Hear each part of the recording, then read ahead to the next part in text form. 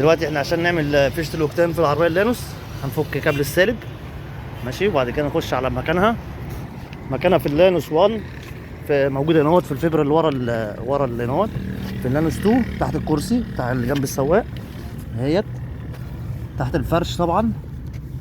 هنفك هنا الفرش ماشي، نفتح المربع اللي هو دوت ونطلع الفيشه كده اهوت، ليها لوك بتفك اهيت، وهنوريكم دلوقتي تعمل ازاي. طبعا احنا هنعمل ايه، هنقلب الجنب ده الناحيه دي، يعني من هنا هيبقى الناحيه دي الناحيه التانيه.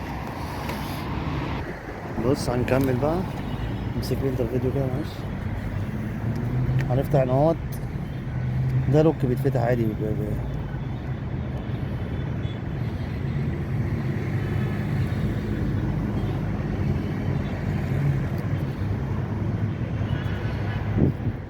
باين في الفيديو.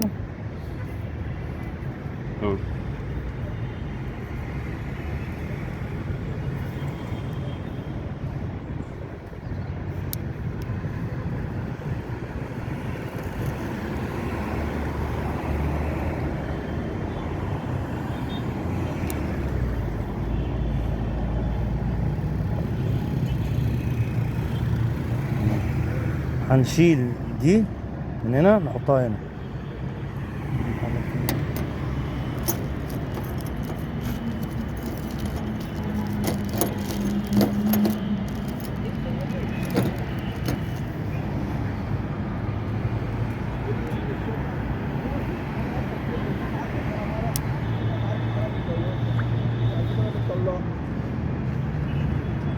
طبعا مش هنفكها.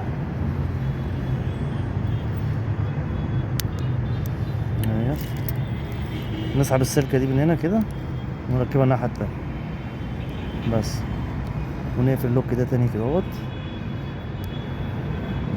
بس هات ثواني، بعد كده نخش على الفيشه مكانها هنا اهوت اهيت، هنركبها تاني في مكانها.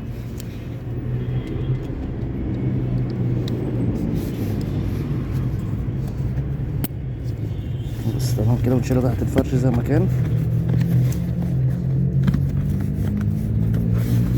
اهوت. بس نرجع نركب الكابل السالب